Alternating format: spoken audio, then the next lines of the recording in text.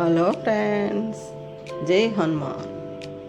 మంచి కర్రీ మీకు చూపిస్తాను. Gravy curry. కుక్కర్ పెట్టండి పొయ్యి మీద, ఆయిల్ వేయండి. నువ్వుల నూనెతోనా రిఫైండ్ ఆయిల్తోనా దేనితోనే చేయండి. అల్లం తెల్లుల్లి వేయండి, బాగా కలపండి.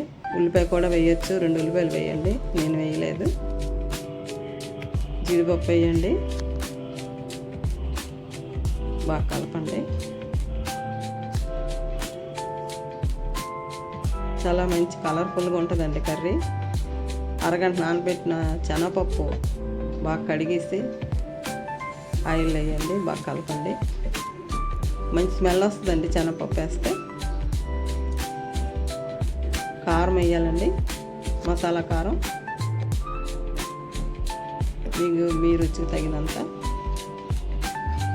పసుపు వేయండి,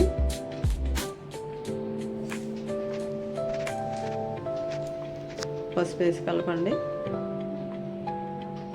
సాల్ట్ కూడా వేయాలండి, మీ రుచికి తగినంత చూసుకోవాలండి.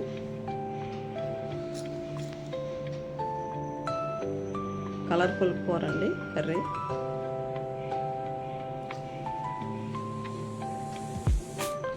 వంకాయలు, బీట్రూట్ బాగా కడిగేసి ముక్కలు ఉంచుకోవాలండి, అవి వేయాలండి తాలింపులో.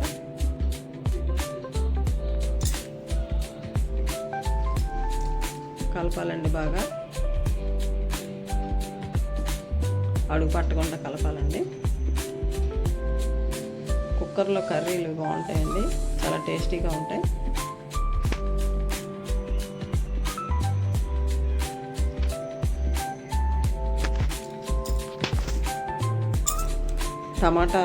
మూడు టమాటా పళ్ళు మిక్సీ కొట్టాలండి. అందులో పచ్చిమిరపకాయలు 2 వేసి మిక్సీ కొట్టాలండి.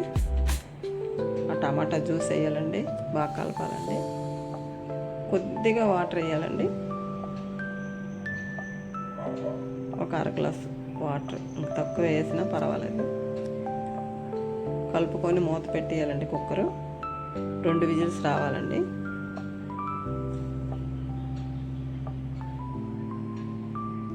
బీట్రూట్ వంకాయ శనగపప్పు కూర రెడీ అండి కర్రీ. మీరు టేస్ట్ చూడాలండి, కామెంట్ పెట్టండి ఎలాగుందో కర్రీ. లైక్ చేయండి, సబ్స్క్రైబ్ చేయండి, మీ అభిమానం ఉంచండి. సరేనండి, బాయ్ అండి.